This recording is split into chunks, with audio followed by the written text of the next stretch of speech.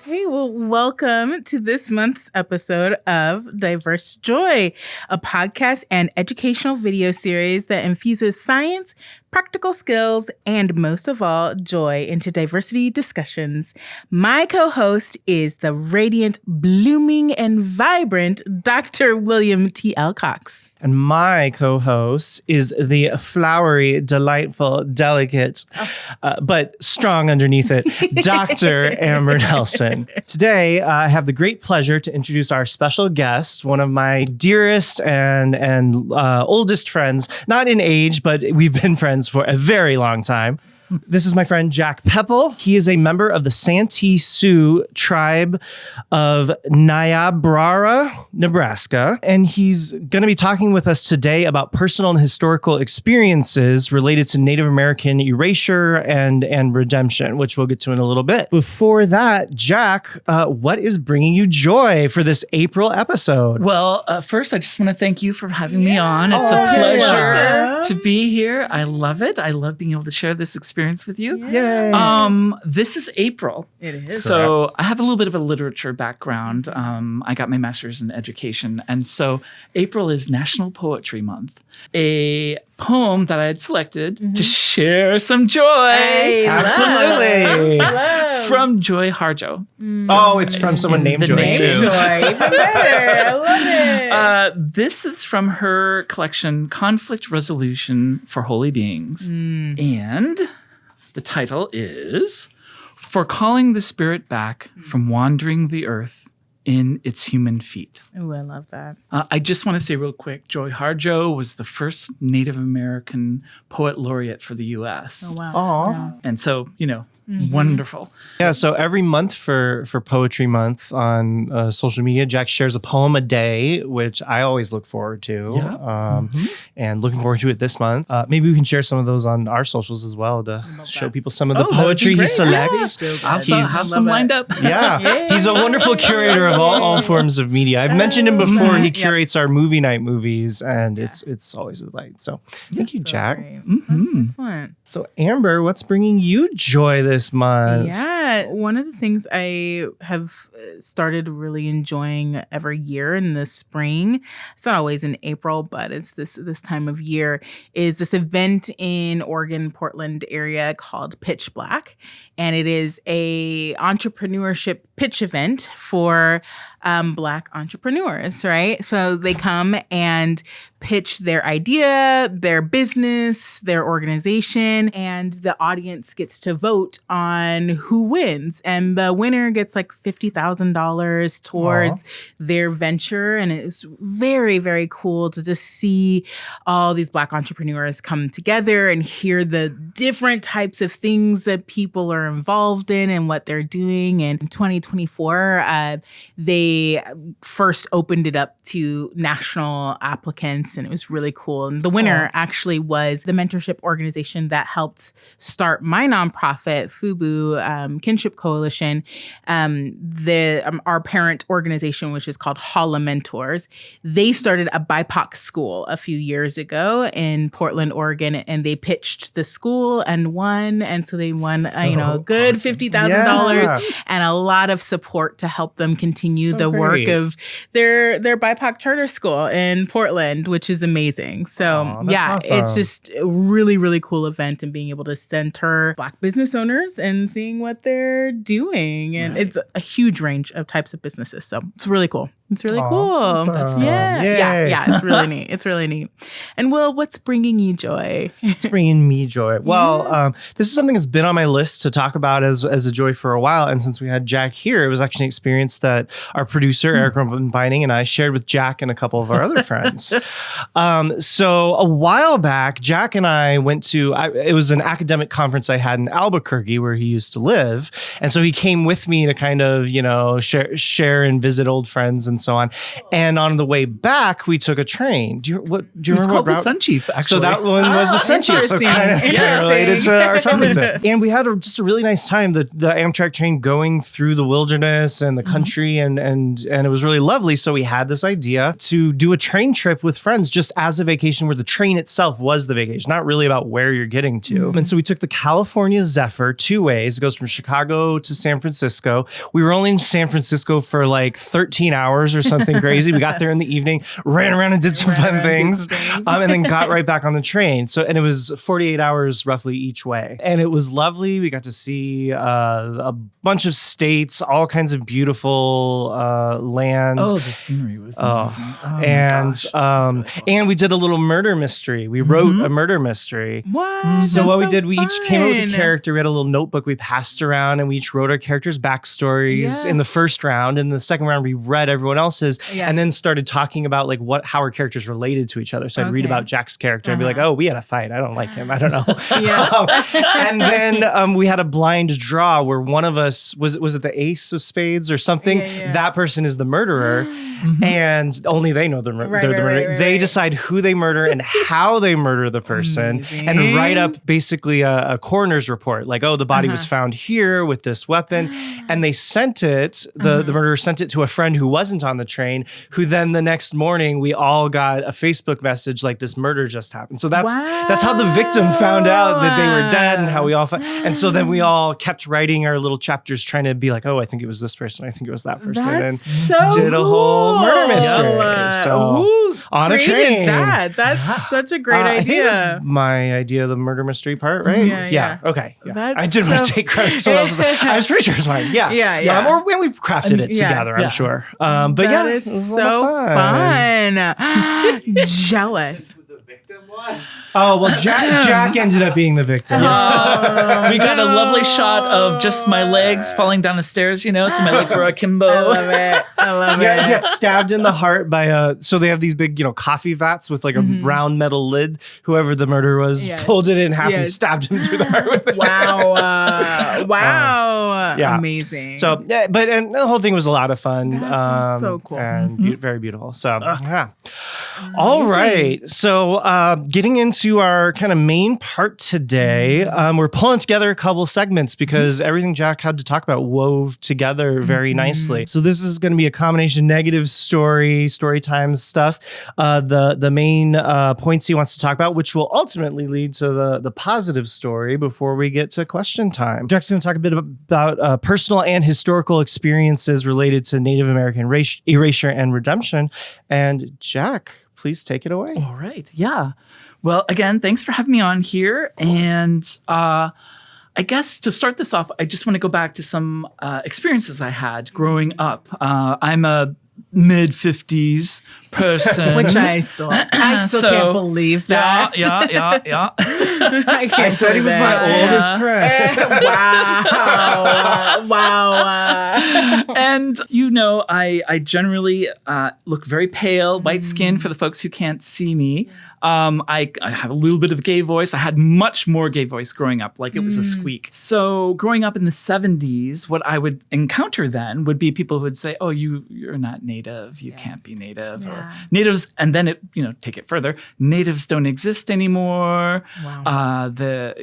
I thought they were all extinct now, or, and the images around that time period. During the 70s, there was actually quite a bit of some positive images for minorities. Yeah. But the one that sticks in everybody's mind is the Indian in the commercial.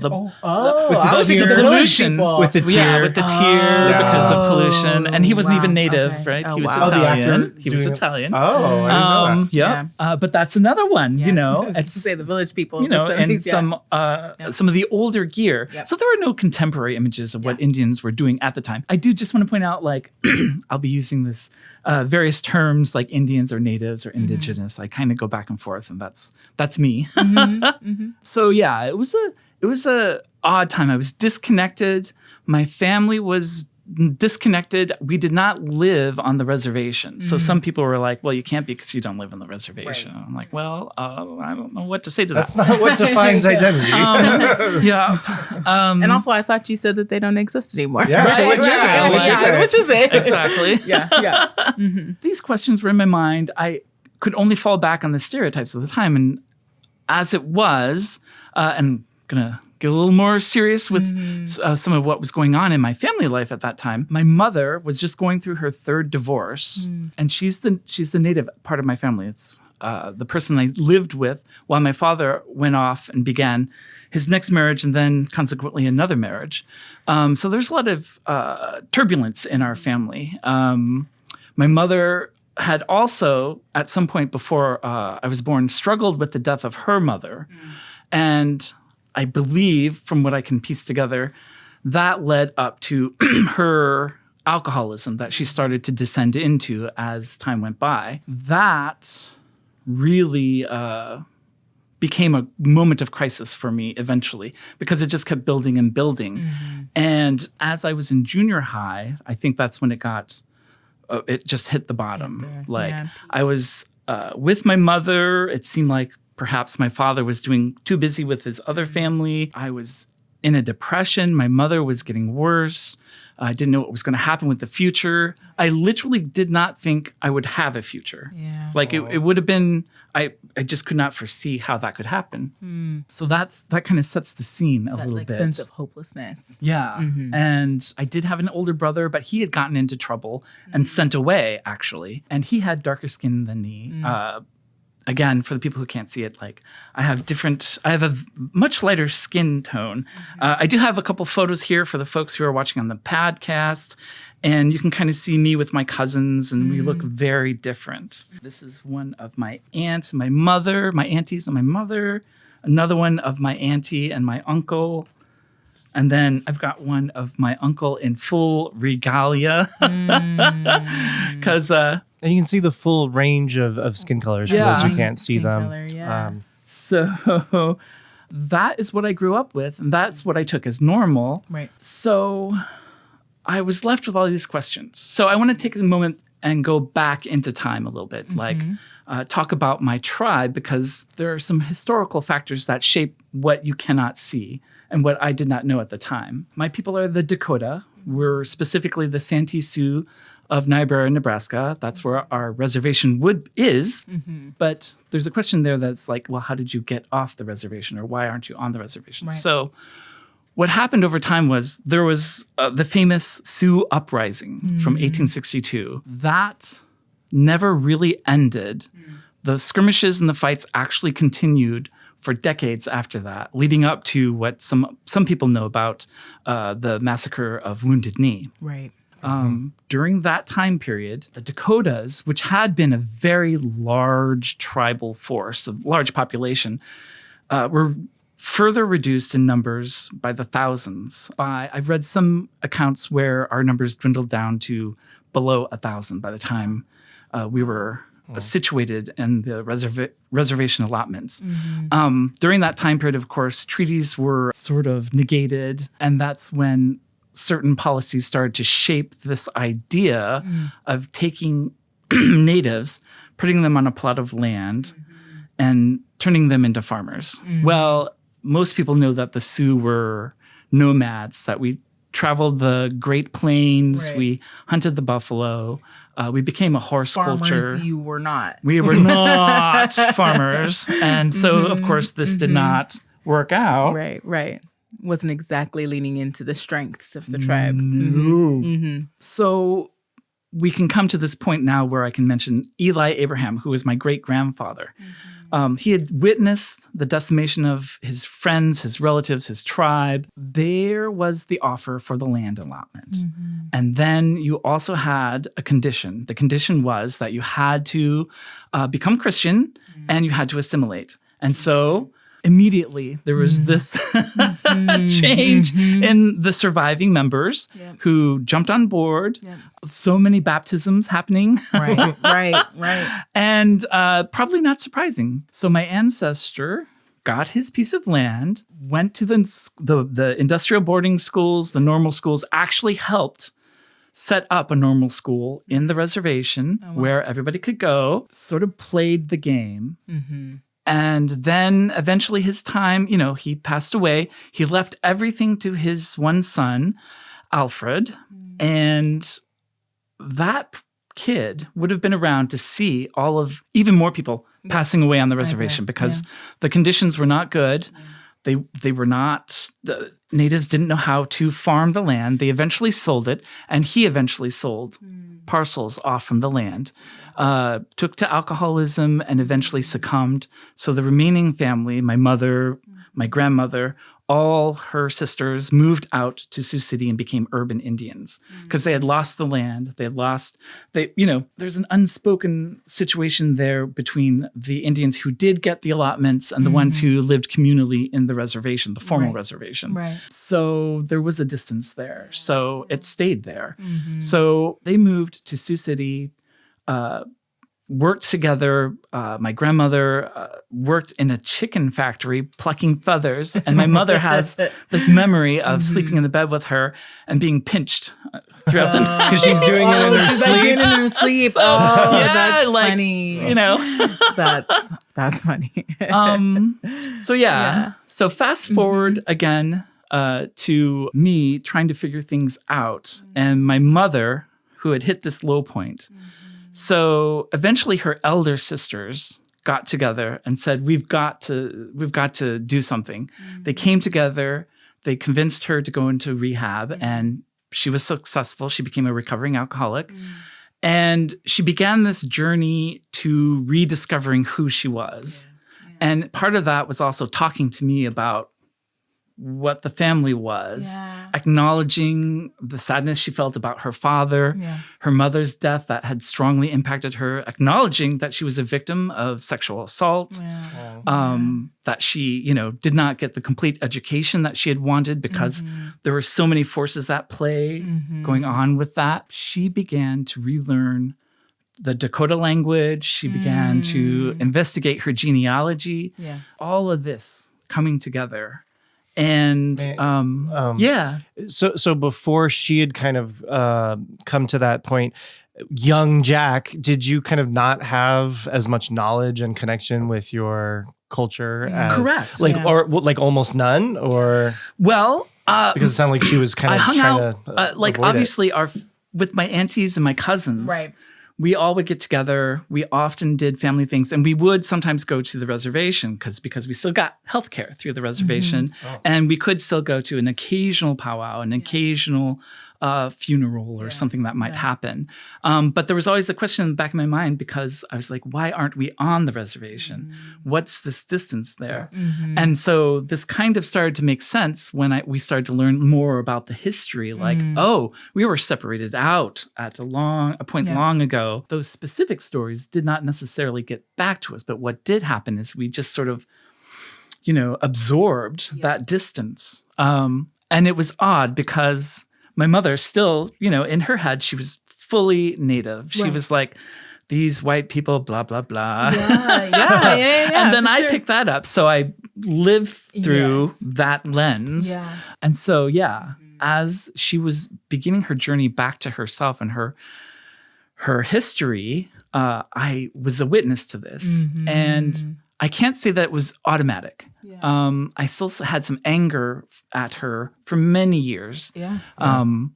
She did pass away in around 2009, and it was a struggle. Like when I met you, that was still fresh. That anger. I remember when you went off to that. So but she did leave me her notes about the family history and about the language and all this other stuff. And so over the years, I've been going through that, rechecking it out, doing a little more further exploration, finding out all these connections, which suddenly make sense now after all these years.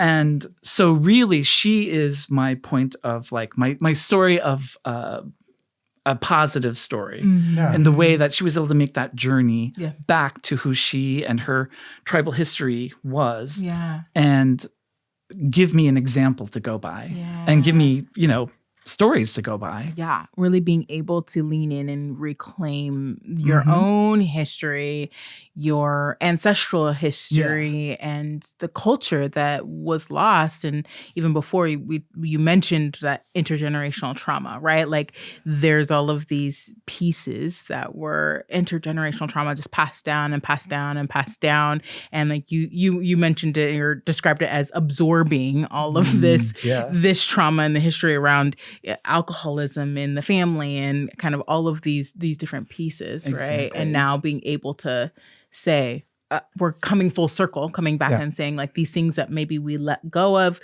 for safety or protective reasons, we are now reclaiming. Just to survive at a certain point. We need to take a quick break and we'll continue with this right after.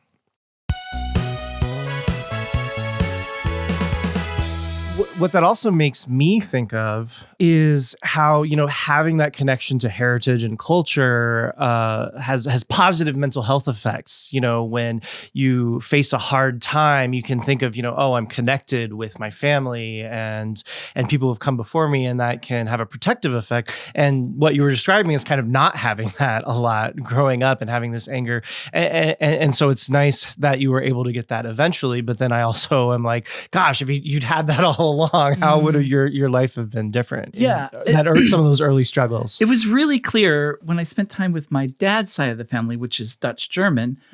My grandmother was still alive. We would go and visit my aunt with all my cousins, and they would tell family stories. They'd say, oh, this is how so-and-so was, and here's how your other great aunt was. And this is when they came over, because my grandmother's side, they came over in the 1900s. And blah, blah, blah. My dad did this ancestry exploration of the German side. So it was all there. And then I would compare that to my mother's side, and there was just nothing. Just didn't talk about it. And nothing except an occasional little stories would percolate through when the aunties would get together and talk. They would pull it out. But it was something that was very firm. My mother did try to keep me away from other natives. And I think she did that partially out of family history, learned family history. I don't know. But also partly because there was also a two-spirit in here that was coming out too. And there was a sense of protection. So complex things going on there. Say more about two-spirit. Two-spirit, if folks are not familiar with that, is a common term for in the indigenous community, people who might be lesbi, gay, trans, acknowledges that or suggests that, in fact, we have both the masculine and feminine within us.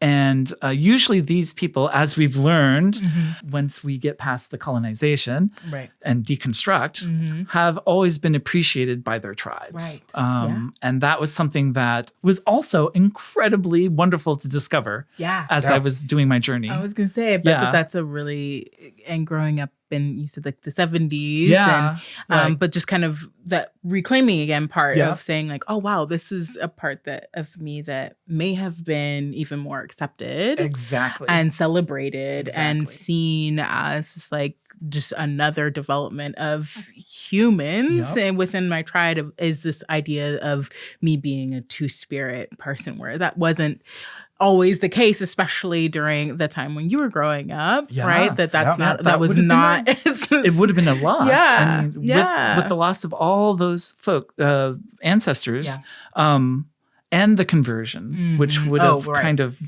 not accepted that. 100%. It would have been wiped away, but it wasn't wiped away enough, thank goodness. So, joy! Yay!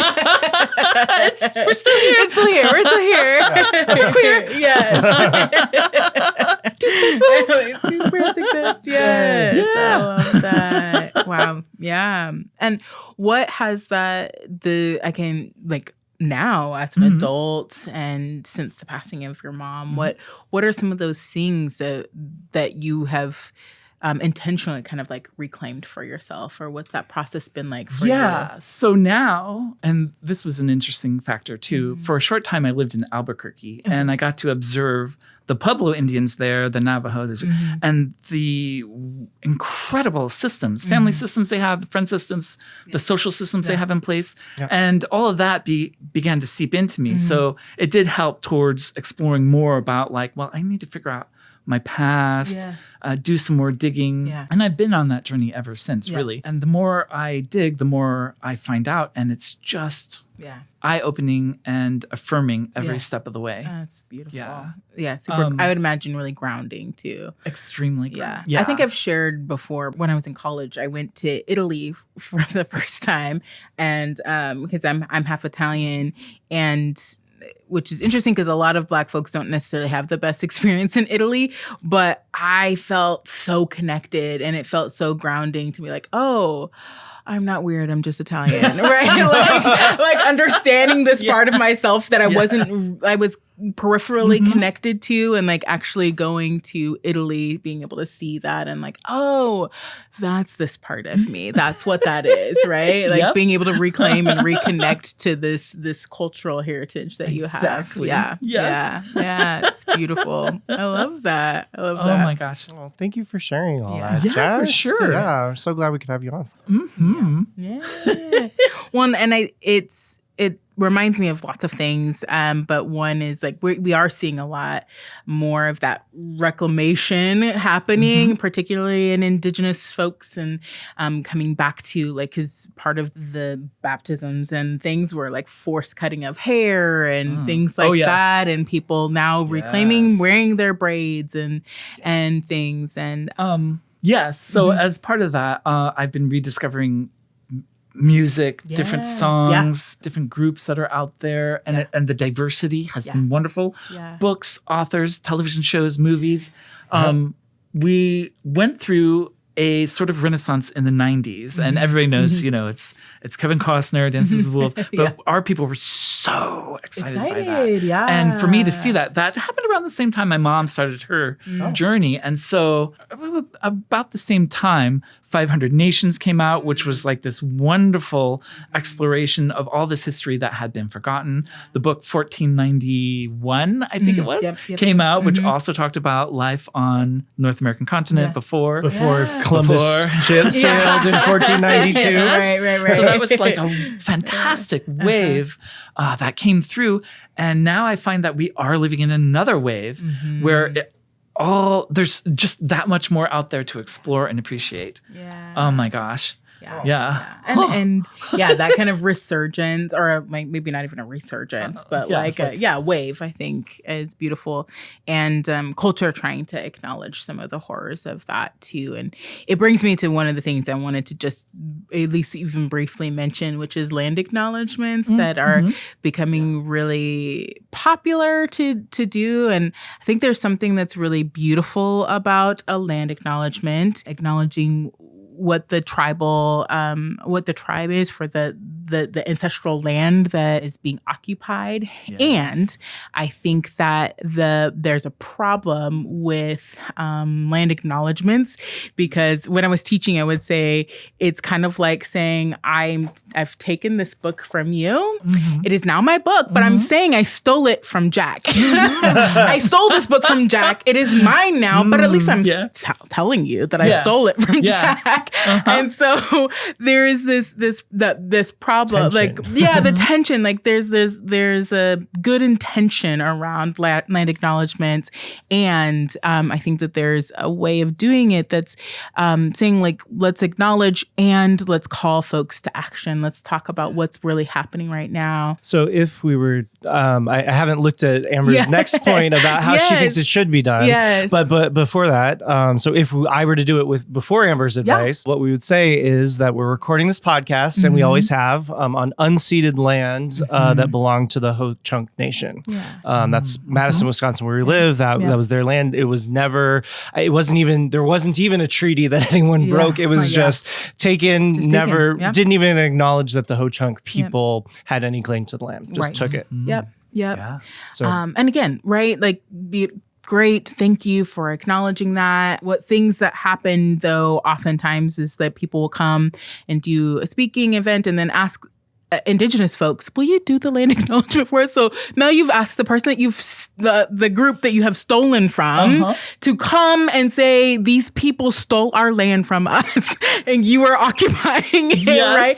And so like, again, it's right when you think through it, here are the shortcomings. In positive intent, I acknowledge that. I love that. And we need to be more careful about how we do it. And the thing is, we're all on a journey, right? Right, 100%. And, the intention is there. The mechanics are need to be worked out a little bit, and that's fine because we're getting into that. We're kind of advancing. We're moving in the right direction. Anti-deconstruction, colonial thinking. Yeah, for sure. And that's got so much more room to grow, really. Right. So 100%. It's fine. We're going there. One thing that reminded me of, like about a year or so ago, or maybe it was 2 years ago, there was this slight little movement to say all Native Americans should be in charge of our national parks and blah, blah, blah, blah. And I thought,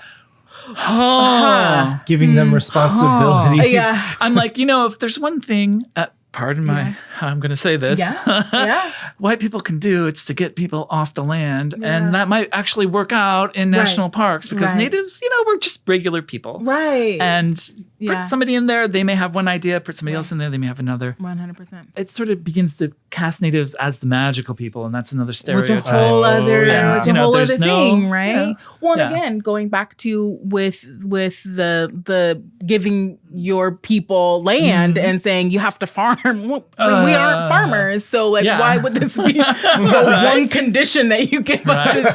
So there's this assumption. There's the magical people. There's all those pieces that get woven in there, and so and there is a component to that I didn't really elaborate on. It's a little complex, but they would give them the land. They'd say, okay, well, you're probably not competent enough to actually take care of it. So we're not going to give you the money directly. We're going to give you access to certain things and this and that. Right. And so they would simultaneously say, you're in charge of this financially, but we're not going to, actually give you any kind of financial assistance to continue through, blah, blah, blah. And that is something you might see if you're familiar with the Scorsese film that came out a couple of years ago, which was Killers of the Flower Moon. Oh, right. The whole thing there about saying you're not competent enough, but we're going to have somebody in charge of your funds sort of thing going on there. So highly recommend that movie or really the book, both, different perspectives. Yeah, it's beautiful. Awesome. So I have actually the group that I talked about, my Joy earlier, Pitch Black. They have this kind of more general call to action instead of a more typical land acknowledgement. And so I'm gonna read it. And again, I want to give credit to Pitch Black. And they say, we recognize that our collective prosperity and presence on this land has been possible because the ancestral peoples were dispossessed by disease, deceit, war, and edict here and all across the North American continent. It is stolen land. Sovereignty was never ceded. We cannot undo the harm, and we grieve over it. We hold this grief alongside our gratitude for the First Peoples and are committed to fostering relationships with tribes in this land. We take this opportunity to thank the original caretakers of this land and pay our respects to elders past, present, and emerging. We encourage you to invest time, energy, and resources to learn more about the tribes whose lands we inhabit. Visit their cultural centers, shop at Native-owned businesses, and support Native nonprofits and take care of the land. And what I love about that is it acknowledges all of the pieces and it calls people to action. It's not just hey, we're on a non-ceded land. It's saying go support, learn about, connect to find these other ways. And then they have a whole link to where you can talk about other ways that you can connect and support Native folks and finding these ways of again, action oriented versus just saying, yeah, I stole this from Jack. It's mine now.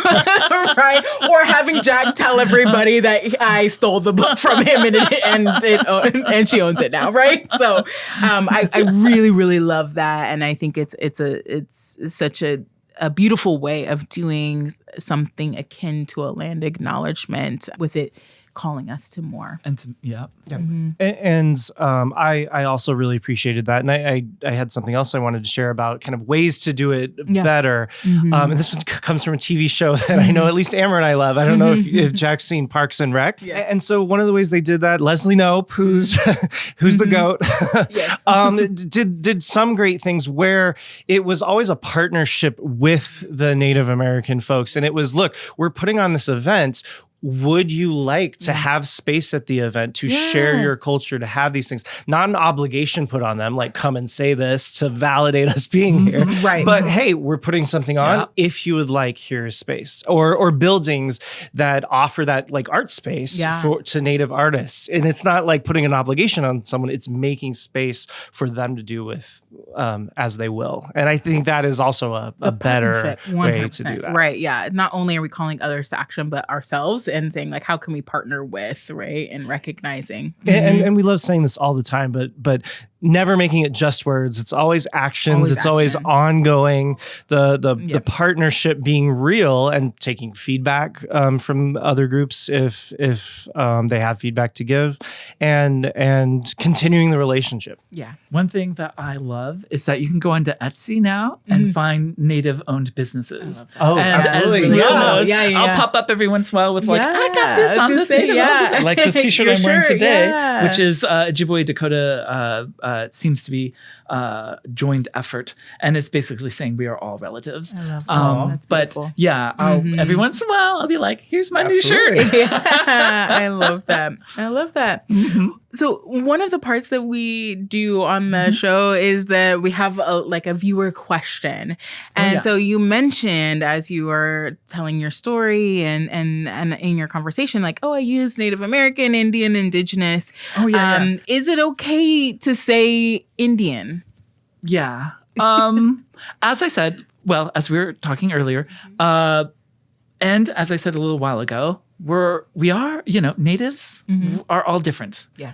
And they're all going to have their own response. I will refer to Native quite frequently. I'm kind of getting in the habit of going to Indigenous when I can. Some may say Indian. I say Indian. But you really just have to ask. It's not about assumptions, but just ask. Like, what do you feel comfortable with? People or even within one tribe, not all the same. Yeah, we when in doubt, ask. All different. Yeah. Every tribe and every person in that tribe is going to have a different response. Yes. Yeah. So you just got to open it up. Yeah. Really just accept that we're just people. Right. Yeah. And just speaking for myself, who not Native American, has a Native Hawaiian connection through my mom, but not the same thing. I shy away from Indian also because of people in India. Right. And like on one hand, for clarity, kind of like, and then also it was taking one people's name and putting it on other people that with no real. So at least for my personal speech, I would go Native American or Indigenous usually. But yeah, completely agree. Different people have different preferences. Like the word that you've been calling yourself your whole life, even if there's weird historical baggage to it, you have a personal connection to it. And so have those preferences. So yeah.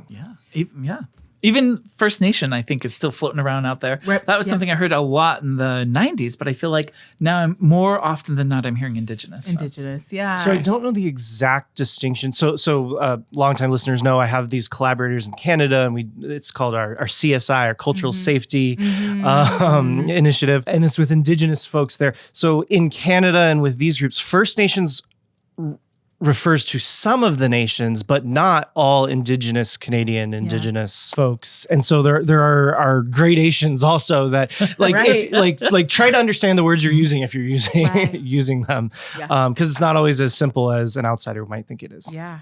Just ask.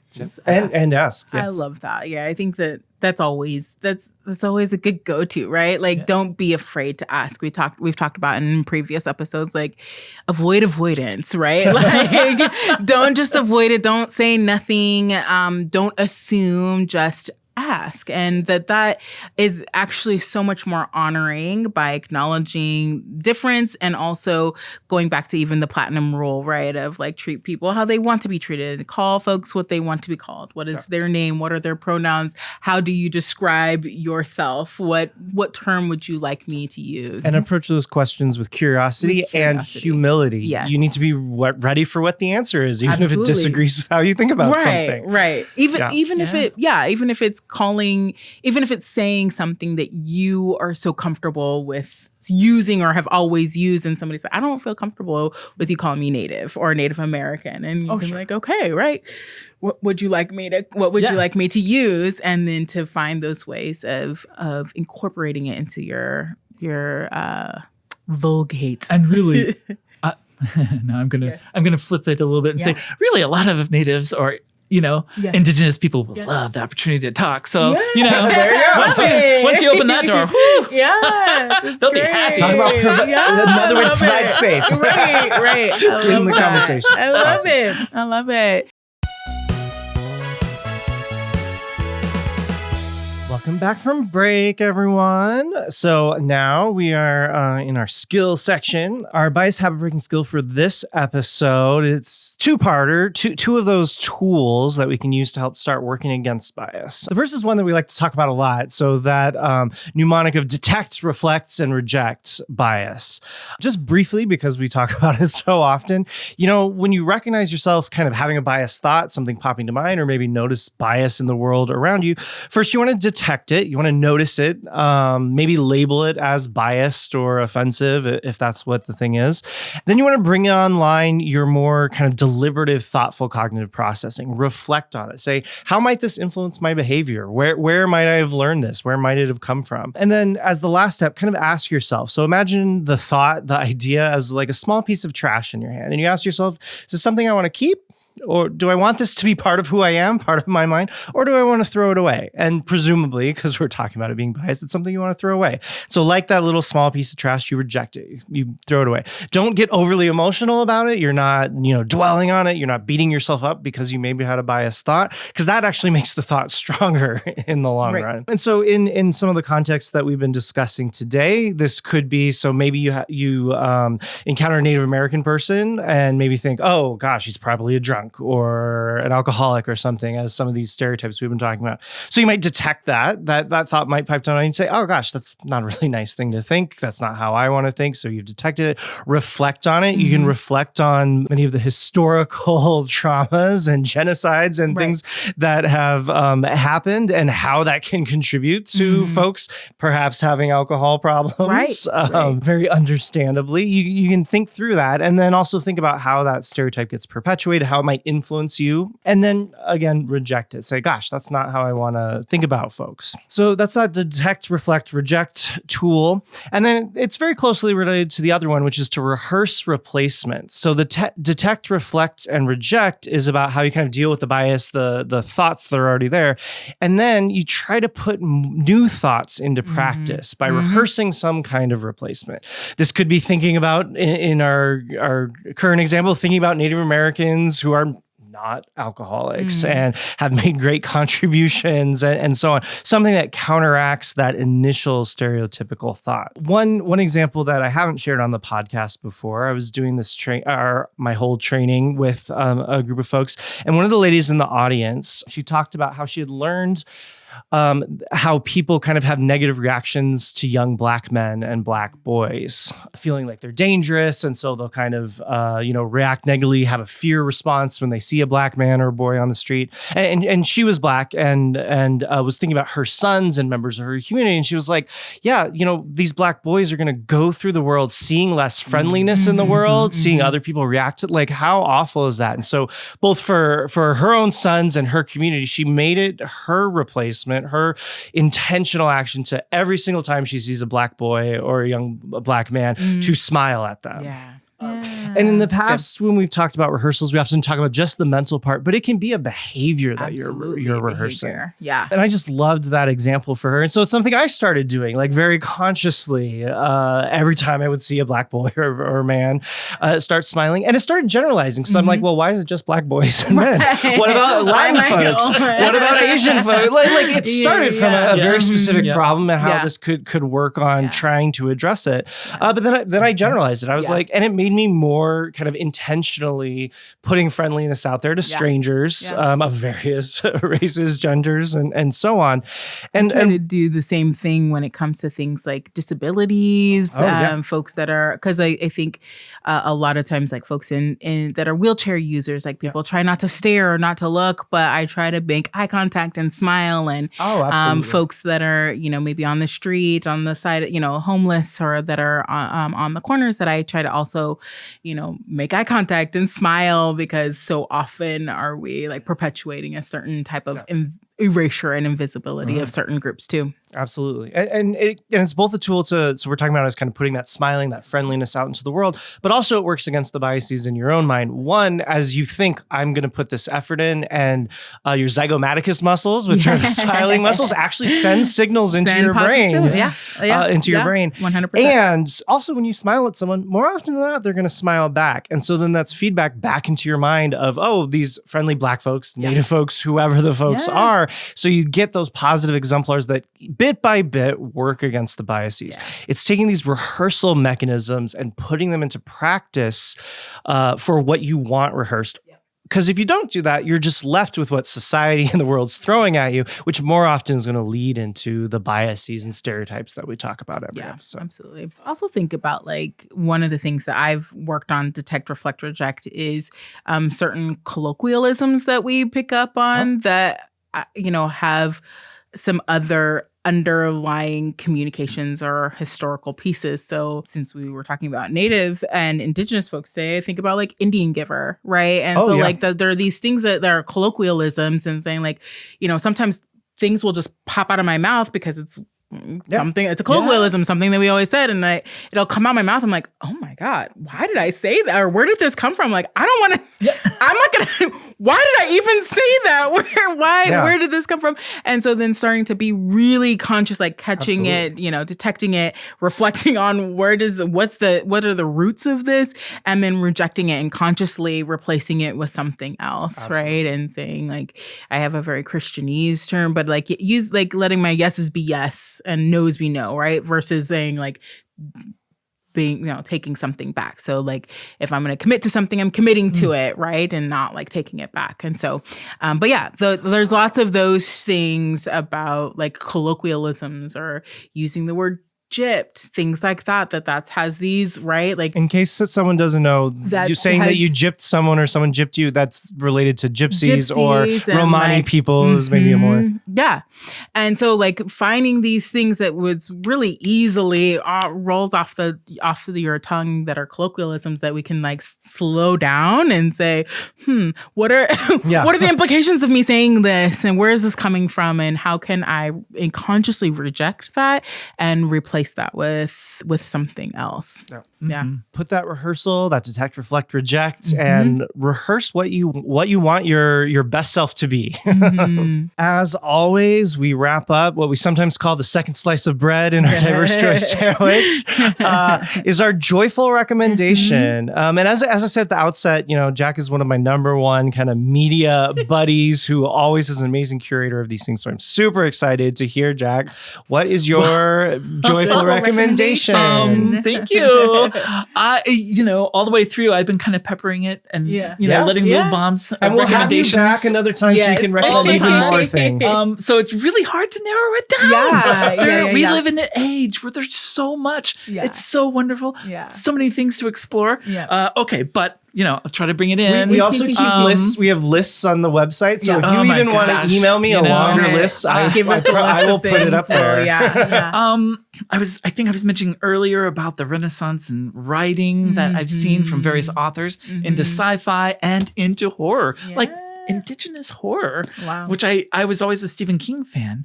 But then I discovered Stephen Graham Jones, who is a Blackfeet native. He's produced a number of public. He is well known. He's won all kinds of awards. Bram Stoker, the Shirley. Oh, what's her last name? Jackson Awards. So many. This is the first book in a trilogy called the Indian Lake Trilogy. My Heart is a Chainsaw, about a young Indigenous girl who loves horror films and then discovers that a slasher is in her community and she's trying to figure out how to address it. And it just goes from there. It is fast. It just takes off. It pulls you in. And I'm just like, wow. And this is only the first book. And I'm like zooming through and I'm excited to catch the other two. Highly recommend it if you like horror. Okay. Yeah. I can handle a slasher. I can handle a book. Because he also goes in on the tropes, and all the films. So you're getting all this historical knowledge too. Yeah, very cool. I love it. I love it. Thank you, Jack. All right. Well, I'm Dr. William Cox. And I'm Dr. Amber Nelson. Our guest today was Jack Pepple. Yay! My book, Overcoming Bias Habits, is out now. Order yours today. Woo! Check it out to learn evidence-based skills to help you effectively reduce bias and stand up for diversity. Diverse Joy is produced by Eric Roman Binding with music by Jay Arner. Follow us at Diverse Joy on most social media platforms for extra content. And with Jack's permission, we'll repost some of his poems so that you can all enjoy the wonderful poems he curates every day of the month of Poetry Month of April. If you enjoy the show, help us reach more people by leaving 5-star reviews or by recommending it personally. Word of mouth accounts for 70% of how people find new podcasts. New episodes released the first Wednesday of every month. Watch us on YouTube, listen in any podcasting app, or check us out at diversejoy.com, where you can also find additional diversity education resources, buy some incredible merchandise, or donate to support the show. Diverse Joy is the official podcast of Inequity Agents of Change, a nonprofit devoted to evidence-based approaches to reduce bias, create inclusion, and promote equity. All that good Jedi work. Learn more at biashabit.com. Thank you for joining us. Now go find your joy. Bye. Bye. Yay! Thank you so much, Jack. Yeah. So good. Was it what you expected? No. Really? It was so much more. In a good way? Okay. Yeah, I was just like, whoa. You had fun. Good. That's what we want people to have that experience. Yay. Holy cow.